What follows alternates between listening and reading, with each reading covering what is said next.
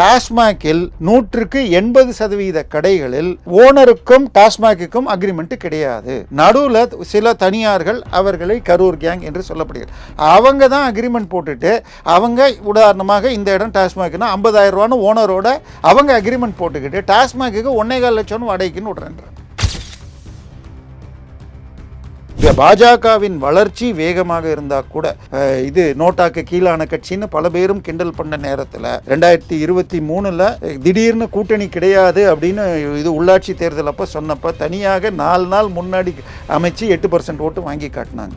திருப்பி 2024 பாராளுமன்றத்தில் பாஜக மட்டும் 11%, கூட்டணியோட 18% வாங்கியிருக்காங்க. ஆனால் இந்த 18% கணக்கு போட்டால் எல்லாரும் 90 சீட்டு கேட்கணும், 100 சீட்டு கேட்கணும் அப்படிங்கிறது. இது இனிமேல் யாரும் கூட்டணி சீட்டுகளை பற்றி பேசக்கூடாது. நம்மளுடைய ஒரே நோக்கம் திமுக முழுமையாக வெளியே அனுப்பப்பட வேண்டும்.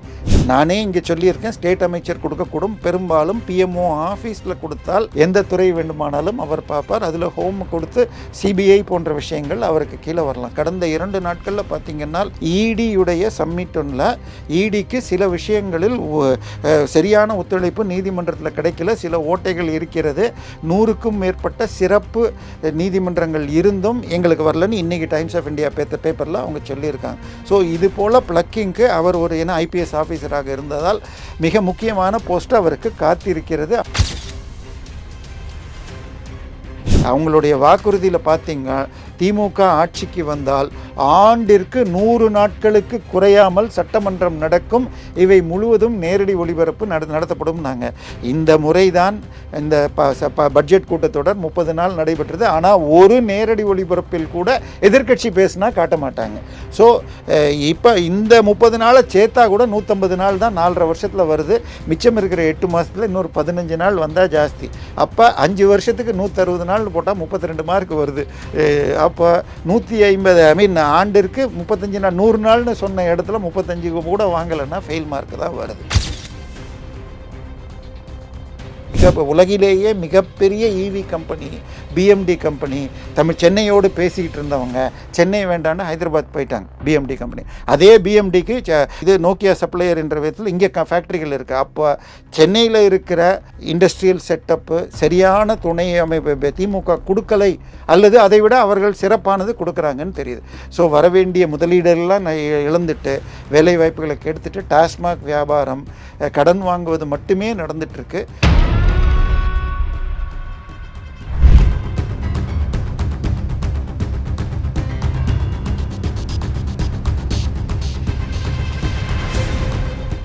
ரியல் ஒன் நண்பர்கள் உறவுகளுக்கு வணக்கம். தொடர்ச்சியாக பல்வேறு முக்கியமான தகவல்களை நம்முடைய உறவுகளுடன் பகிர்ந்து வரும் அரசியல் விமர்சகர் தேவப்பிரியா அவர்கள் நம்முடைய இருக்கிறார். வணக்கம் சார். வணக்கம். பாஜகவுடைய தேசிய செயலாளர் ஜே.பி. நட்டா அவர்கள் தமிழக பாஜக தலைவராக நயனா நாகேந்திரன் அவர்கள் பதவியேற்ற பிறகு முதன்முறையாக தமிழகம் வந்திருக்காங்க. மே 2ஆம் தேதி வந்தவர் பாஜகவுடைய முக்கிய நிர்வாகிகளோட ஆலோசனை கூட்டத்திலையும் ஈடுபட்டு இருக்காங்க. 2026 சட்டமன்ற தேர்தலை எப்படி எதிர்கொள்வது அப்படிங்கிற நிலையில இந்த ஆலோசனை நடைபெற்று கொண்டிருப்பதாக செய்திகள் வெளியாகிட்டு இருக்கு. ஜே.பி. நட்டா அவர்களுடைய இந்த ஆலோசனை, இந்த வியூகம் எப்படி பார்க்குறீங்க? இல்லை, அதாவது ஒன்று என்ன ஆயிடுச்சுன்னு சொன்னால், தமிழகத்தில் இந்த 4 ஆண்டு ஆட்சி காட்டாட்சி என்று சொல்லும் அளவிற்கு எல்லா விஷயங்களிலும் ஊழல். இன்னொன்று, இன்றைக்கி ஒரு சினிமா எடுத்தால் அந்த சினிமா ரிலீஸ் பண்ணணுன்னா ஒரே ஒரு நிறுவனம், யாருன்னு சொல்லவே வேண்டாம், சிவப்பு அரக்கன் என்ற பெயரில் இருக்கிற அந்த ஒரு நிறுவனம் மூலமாக தான் ரிலீஸ் பண்ண முடியும். அதுவும் என்ன தான் படம் எடுக்கிறாங்க. நேற்று ஒரு படம் ரிலீஸ் ஆகிட்டு போயிட்டு பார்த்துட்டு வந்தவங்கெல்லாம் திட்டுறாங்க, ரெட்ரோன்னு ஒரு படத்தை பார்த்துட்டு. ஆனால் தியேட்டருக்கு போனால் வேறு படமே இருக்காது, ஏன்னா எல்லா தியேட்டரையும் அவங்க பிடிச்சிட்டு இருக்காங்க. அதே மாதிரி டாஸ்மாக் ஒன்று எடுத்துக்கோங்க சார். இன்றைக்கி இப்போ நீங்கள் இந்த கடைக்கு இடத்துக்கு வாடகைக்கு வரீங்கன்னா ஓனரோடு தான் நீங்கள் இது அக்ரிமெண்ட் போடுவீங்க.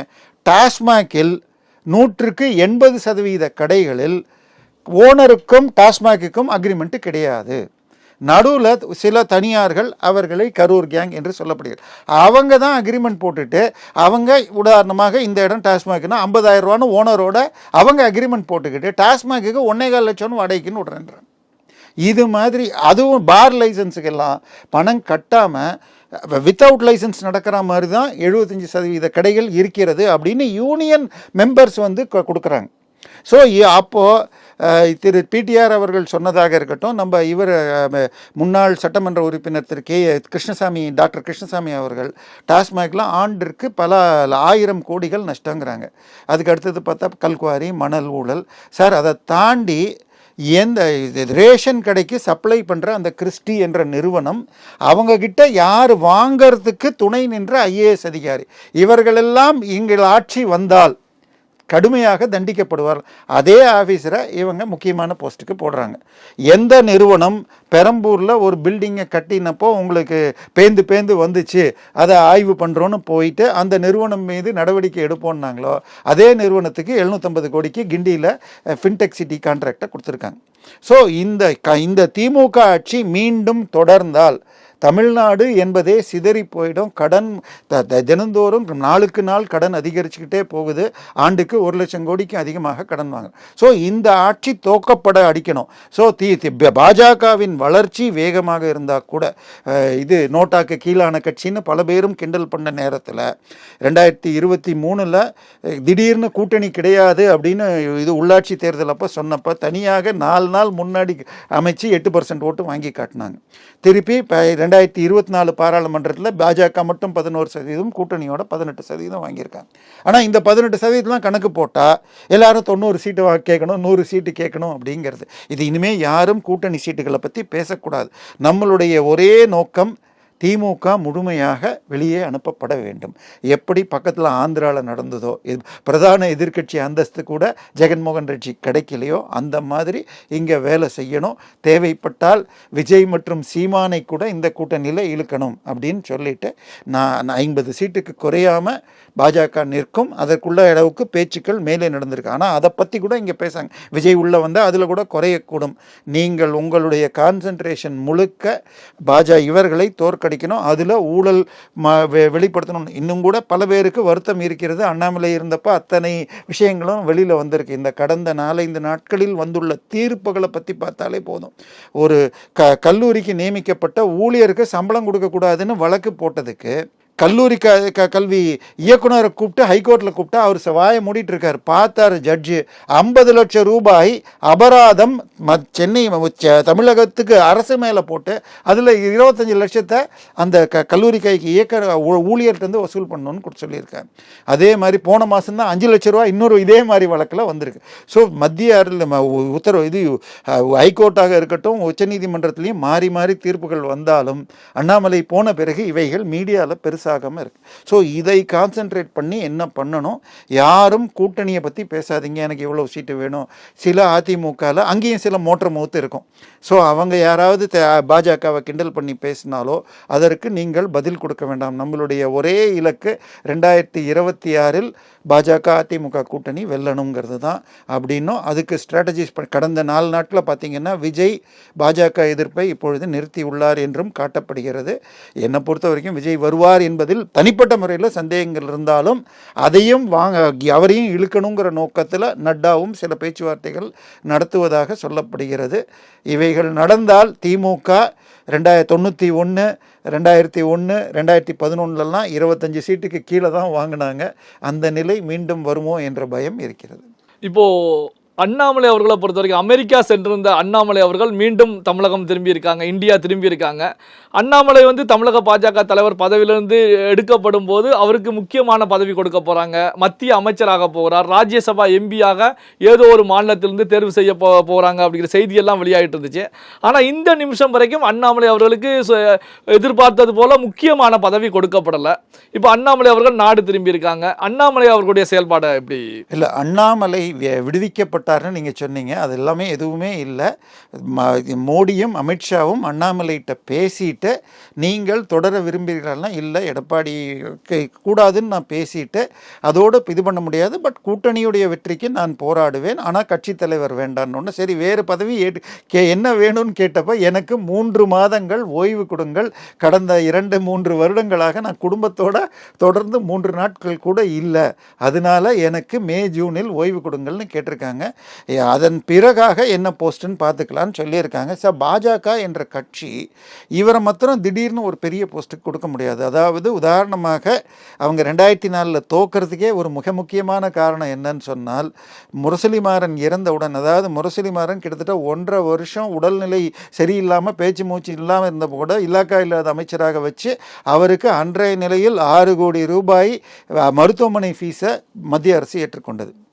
ஆனால் அவர் இறந்த பிறகு அவருடைய மகனை கேபினெட் மினிஸ்டராக போடணும்னு இவர் கேட்டப்போ எங்கள் கட்சியில் 2 டேர்ம் 3 டேர்ம் எம்பி எல்லாமே நாங்கள் ஸ்டேட் அமைச்சராக தான் போடுவோம், அதனால் இவருக்கு எம்பி கூட இன்னும் ஆகலை, இந்த சூழ்நிலையில் அவர் 6 மாதத்தில் பண்ணுறோன்னு நீங்கள் கேட்குறது சரியில்லை அப்படின்னு கொடுக்க மாட்டேன்னு ஒன்று தான் இவர் கூட்டணியை பிரிச்சுக்கிட்டு வெளியில் போனது.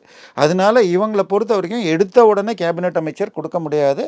நானே இங்கே சொல்லியிருக்கேன், ஸ்டேட் அமைச்சர் கொடுக்கக்கூடும். பெரும்பாலும் பிஎம்ஓ ஆஃபீஸில் கொடுத்தால் எந்த துறை வேண்டுமானாலும் அவர் பார்ப்பார். அதில் ஹோம் கொடுத்து சிபிஐ போன்ற விஷயங்கள் அவருக்கு கீழே வரலாம். கடந்த 2 நாட்களில் பார்த்தீங்கன்னா இடியுடைய சம்மிட் ஒன்றில் இடிக்கு சில விஷயங்களில் சரியான ஒத்துழைப்பு நீதிமன்றத்தில் கிடைக்கல, சில ஓட்டைகள் இருக்கிறது, 100க்கும் மேற்பட்ட சிறப்பு நீதிமன்றங்கள் இருந்தும் எங்களுக்கு வரலன்னு இன்றைக்கி டைம்ஸ் ஆஃப் இந்தியா பேப்பரில் அவங்க சொல்லியிருக்காங்க. ஸோ இது போல் பிளக்கிங்க்கு அவர் ஒரு ஐபிஎஸ் ஆஃபீஸராக இருந்ததால் மிக முக்கியமான போஸ்ட் அவருக்கு காத்திருக்கிறது. ஆனால் ஜூன் மாதம் வரைக்கும் வரும்.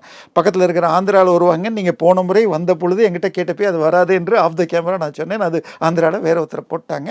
ஜூன் மாதத்துக்குள்ளே கிட்டத்தட்ட 11 மாநிலங்களில் தேர்தல் இருக்குது, எங்கேயாவது ஒன்று கொண்டு வரப்படுவார். அவர் தமிழகத்தை கான்சென்ட்ரேட் பண்ணி தான் நான் இருக்க விரும்புகிறேன் என்றும் கூறியிருக்கிறார். இப்பொழுதைக்கு மிக முக்கியமான பதவியில் அவர் உட்காருவார் நிச்சயமாக. ஏற்கனவே 2 செங்கல்கள் இல்லை, தூண்களே அறிவாலயத்தின் 2 தூண்கள் உருவப்பட்டுள்ளன. மேலும் சில 4 அமைச்சர்கள் வரை ஜூன் மாதத்திற்குள்ளாக ஜெயிலோ அல்லது மிக முக்கியமான சார்ஜ் ஷீட்டுகளோ வந்து அவர்கள் ராஜினாமா செய்யும் நிலை வரும் என தகவல்கள் நட்டா அவர்கள் இவருக்கு சொல்லியிருக்கார். அண்ணாமலையோட ஒத்துழையுங்கள் என்று தான் சொல்லியிருக்கிறார். இதுதான் எனக்கு வரும் செய்தி. இப்போ அதிமுகவுடைய முன்னாள் அமைச்சர் செல்லூர் ராஜு அவர்கள் பேசும்போது ஒரு கருத்துக்களை முன் வச்சிருக்காங்க. திமுக அமைச்சரவை கூட்டம் கிடையாது, ஜாமீன் அமைச்சரவை கூட்டம், திமுகவுடைய ஜாமீன் அமைச்சரவை கூட்டம் அப்படின்னு சொல்லி தெரிவிச்சிருக்காங்க. அதாவது அமைச்சர்கள் ஜாமீன்ல தான் இருக்காங்க, வாய்தாக்கு சென்று வந்துட்டு இருக்காங்க அப்படிங்கிற நிலையில ஜாமீன் அமைச்சரவை கூட்டம் அப்படிங்கிற விமர்சனத்தை முன் வச்சிருக்காங்க. நீங்க இதை எப்படி பாக்குறீங்க? இல்ல, அவர் சொன்னதுல பெரிய தவறு கிடையாது. கிட்டத்தட்ட 17 18, ஏன்னா போன முறை நான் வரதுக்கு முன்னாடி லிஸ்ட் போட்டு பார்த்தால் இப்ப கடைசியாக 3 அமைச்சர்கள் பேர்லயும் எல்லாமே மனோ தங்கராஜ் மனைவி பேரில் மோசடி டாக்குமெண்ட் மூலமாக சொத்து வித்த வழக்கு ரெஸ்டோர் ஆகிருக்கு. ஸோ அப்போ இந்த அமைச்சரவையை சேர்ந்த 18 அமைச்சர்கள் மீது சொத்து குவிப்பு வழக்கு ஆல்ரெடி நிலுவையில் உள்ளது. ஸோ இது எல்லாமே இடி வரலாம். இப்போ அதுக்காகத்தான் திமுக என்ன சொல்லுது, எந்த வழக்கையும் லஞ்ச ஊழல் பிரிவில் போடாதீங்க, எஃப்ஐஆர் போடாதீங்கன்னு இப்போ லேட்டஸ்ட்டாக ஒர்க் பண்ணிகிட்ருக்காங்க. ஆனால் பழைய வழக்குகள் எடுத்தாலே இவை இன்னும் 18ங்கிறது இன்னும் மூர்த்தி பேரில் இல்லை. ஆனால் அவருடைய துறையை சார்ந்தவர்கள் ஜனாதிபதி முதல் கவர்னர் வரைக்கும் கிட்டத்தட்ட அந்த யூனியன் சார்பாக மிகப்பெரிய லெட்டர் போயிருக்கு. ஸோ 17 18 அமைச்சர்கள் மீது சொத்து குவிப்பு வழக்கு இல்லது வேறு சில வழக்குகள் கிரிமினல் சட்டத்தின் கீழ் இருக்குது. அதனால அதில் மாற்று கருத்து செல்லூர் ராஜு சொன்னதில் எந்த தவறுமே இல்லை. இன்னும் சொல்ல போனால் 2014 நினைக்கிறேன், அப்போ ஒரு 4 அமைச்சர்கள் பேரில் இந்த மாதிரி சார்ஜஸ் இருந்த பொழுது இப்படி ஒரு மந்திரி சபை இருக்கலாமான்னு அன்னைக்கு திரு கருணாநிதி அவர்கள் போட்ட ட்வீட்டு 2 நாளாக வைரல் ஆகிட்டு இருக்கு. ஸோ 32 அமைச்சர்களில் 3-4 அமைச்சர்கள் இருந்தபோது அவர் ட்வீட்டு போட்டால் இன்னைக்கு பாதிக்கு பாதி அமைச்சர்கள் பேரில் இருந்ததுன்னா என்ன சொல்கிறது? மிக நிச்சயமாக அதான் சொல்லிட்டேன், 2 அமைச்சர்கள் வெளியேற்றப்பட்டிருக்காங்க. சார் மனோ தங்கராஜ் இந்த உள்ளே வெளியே விளையாட்டா? அவர் தகுதியானவராக இல்லை அல்லது ஊழல் செய்தார்னு நீங்களே வெளியேற்றுறீங்க, திருப்பியே கொண்டு வரீங்க. உங்களுக்கு இது என்ன நடக்குது என்னங்கிறது புரியல. அதுக்கு அடுத்தது சட்டசபையில் எதையுமே பேசப்படுவது இல்லை. அவங்களுடைய வாக்குறுதியில் பார்த்தீங்கன்னா திமுக ஆட்சிக்கு வந்தால் ஆண்டிற்கு 100 நாட்களுக்கு குறையாமல் சட்டமன்றம் நடக்கும், இவை முழுவதும் நேரடி ஒளிபரப்பு நடத்தப்படும். இந்த முறைதான் இந்த பட்ஜெட் கூட்டத்தொடர் 30 நாள் நடைபெற்றது. ஆனால் ஒரு நேரடி ஒளிபரப்பு பரபரப்பில் கூட எதிர்க்கட்சி பேசினா காட்ட மாட்டாங்க. ஸோ இப்போ இந்த 30 நாளை சேர்த்தா கூட 150 நாள் தான் 4.5 வருஷத்தில் வருது. மிச்சம் இருக்கிற 8 மாதத்தில் இன்னொரு 15 நாள் வந்தால் ஜாஸ்தி. அப்போ 5 வருஷத்துக்கு 160 நாள் போட்டால் 32 மார்க் வருது. அப்போ 150 ஆண்டிற்கு 35 நாள், 100 நாள்னு சொன்ன இடத்துல 35 கூட வாங்கலைன்னா ஃபெயில் மார்க் தான் வருது. அடுத்தது பார்த்தா இன்னைக்கு தினமணியில் என்ன போட்டிருக்காங்க, ஜூன் மாதத்திற்குள் 3000வது கோவிலுக்கு கும்பாபிஷேகம் நடக்கும்னு ரொம்ப பெருமையாக சேகர் பாபு சொல்லியிருக்கார். ஐயா, மொத்தம் 46,000 கோயில் உங்களுக்கு கீழே இருக்குது. நீங்கள் பரப்பி விட்டுள்ள செய்தி 12 வருஷத்துக்கு ஒரு தடவை ஒரு கோயிலுக்கு கும்பாபிஷேகம் பண்ணணும்னு. அப்போ நான் 12 வருஷத்துக்கு ஒரு தடவை 4000 கோயில் வருஷத்துக்குன்னு போட்டால் தான் 42 48ன்னு வருது. அப்போ 4 வருஷத்துக்கு 16,000 கோயிலுக்கு பண்ணியிருக்கணும். நீங்கள் 3000 பண்ணிவிட்டு அது அப்போ நீங்கள் 16,000க்கு 10%, 20% தான் மார்க் வருது. ஒரு துறையில் கூட நீங்கள் இன்னும் பார்த்தீங்கன்னா, விளையாட்டுத்துறை அமைச்சராக ஒருத்தர் இருக்கிறாரு. அவர்கிட்ட இன்னொரு அமைச்சர் ராஜகண்ணப்பன் கூட்டிகிட்டு வந்து இவர் பாகிஸ்தான்லேருந்து வேர்ல்டு கப் வாங்கிட்டு வந்திருக்காரு கிரிக்கெட்டுக்குன்னு சொல்லி அவரை சந்திக்கிறப்போ ஒரு காப்பை காட்டுறாரு, முதலமைச்சரை சந்திக்கிறப்போ ஒரு காப்பு. அப்புறம் பார்த்தா அவர் முழுக்க ஃபோர்ஜரின்னு வருது. அப்போ உள்துறை என்ன செய்யுது, போலீஸ் துறை, டிஐஜி எப்படி, உளவுத்துறை எப்படி அதெல்லாம் அலோவ் பண்ணாங்கன்னு தெரியல. சார், இந்த ஆட்சியை பற்றி மக்கள் புரிந்து வச்சுட்டு இருக்காங்க. ஒன்றே நமக்கு ரியல் ஒன் போன்ற சேனல்களால் இவற்றை சொல்ல முடிகிறது. இல்லைன்னா மெயின் ஸ்ட்ரீம் மீடியாவில் எடுத்துக்கிட்டா அதிமுகவை பற்றி பேசு, இல்லாட்டி உத்தரப்பிரதேசத்தை பற்றி பேசு, மணிப்பூரை பற்றி பேசு, தமிழகத்தில் நடப்பதை பற்றி பேசுறதில்லை. ஆனால் இன்னைக்கு யூடியூபுகள் மெயின் ஸ்ட்ரீம் மீடியாவோட அதிகமாக கண்டென்ட்டுகள் கொடுத்து நல்ல பார்வையாளர்கள் கிடைக்கிறதால இவர்கள் செய்வது இது ஆகாது. நட்டா வந்திருக்கிறது மிகச்சரியான செயல். அடுத்த 2 மாதத்தில் இன்னும் 2 முறை அமித்ஷா வரப்போகிறார். மோடி நேற்றைக்கு தான் வந்து விழிஞ்சம் போட்டுன்னு திறந்து வச்சிருக்கார். இங்கே குளச்சல் துறைமுகம்னு கன்னியாகுமரியில் 27,000 கோடிக்கு துறைமுகம் போட்ட பொழுது கிறிஸ்தவ சர்ச்சுகளும் சீமான் போன்றவர்களும் எதிர்த்து தமிழகத்திற்கு வர வேண்டிய திட்டத்தை கேரளாவுக்கு போயிருக்கு. அதை அதானி தான் நடத்திட்டு இருக்காரு. இங்கே அதானி அம்பானின்னு பேசிகிட்டு இருப்பாங்க, அங்கே அதானியை வச்சுட்டு இருக்கார். நேற்றைக்கு அதானி இன்னும் 15,000 கோடி நான் இன்வெஸ்ட் பண்ணுவேன்னு சொல்லியிருக்கார். சார், தமிழகத்துக்கு வர வேண்டிய ஈவி என்றால் எலக்ட்ரிக் வெஹிக்கிள்ஸ். ஓலா வந்து கிட்டத்தட்ட கிருஷ்ணகிரி பக்கத்தில் அவ்வளோ பெரிய இது துவக்கினாங்க. இவங்க வியட்நாம்லேருந்து ஒரு கம்பெனி 15,000 கோடி தூத்துக்குடியில் போடுன்னு சொன்னாங்க. அது போட்டு 2 வருஷம் ஆயிடுச்சு, இன்னும் தொடக்கலை. ஆனால் 85,000 கோடி உலகிலேயே மிகப்பெரிய ஈவி கம்பெனி பிஎம்டி கம்பெனி. சென்னையோடு பேசிக்கிட்டு இருந்தவங்க சென்னை வேண்டான்னு ஹைதராபாத் போயிட்டாங்க. பிஎம்டி கம்பெனி, அதே பிஎம்டிக்கு இது நோக்கியா சப்ளையர் என்ற விதத்தில் இங்கே ஃபேக்ட்ரிகள் இருக்குது. அப்போ சென்னையில் இருக்கிற இண்டஸ்ட்ரியல் செட்டப்பு சரியான துணை அமைப்பு திமுக கொடுக்கலை, அல்லது அதை விட அவர்கள் சிறப்பானது கொடுக்குறாங்கன்னு தெரியுது. ஸோ வரவேண்டிய முதலீடுகள்லாம் இழந்துட்டு வேலை வாய்ப்புகளை கெடுத்துட்டு டாஸ்மாக் வியாபாரம், கடன் வாங்குவது மட்டுமே நடந்துட்டுருக்கு. ஸோ எதிர்க்கட்சிகள் ஒற்றுமை இவையற்றெல்லாம் பண்ணணும். செல்லூர் ராஜு சொன்னது போல் 18 அமைச்சர்கள் இருக்கிறார்கள். அடுத்ததாக சக்கரபாணி மேலேயும் இடி வரப்போகிறது. ஏன்னா அந்த ரேஷன் கடை ஊழல்களில் சில எஃப்ஐஆர்கள் இருக்கிறது. அதில் வெறும் இதில் லாரி டிரான்ஸ்போர்ட்டில் மாத்திரம் 800 கோடி ரூபாய் ஊழல் நடக்குதுன்னு அரப்பூர் ஜெயராமன் அவர்கள் ஒரு இதை கொடுத்துருக்காரு. அதில் வழக்கு அடுத்த வாரம் போட இருக்கிறார் என்று நேற்றைக்கு ஃபோன் பேசுகிறப்ப சொன்னார். எனவே நிச்சயம் இன்னும் இது 20-22 அமைச்சர்கள் பேரில் வழக்குகள் என்று அடுத்த சில நாட்களிலேயே மாறக்கூடும். பல்வேறு முக்கியமான தகவல்களை நம்முடைய நண்பர்களுடன் பகிர்ந்து கொண்டதற்கு நன்றி சார்.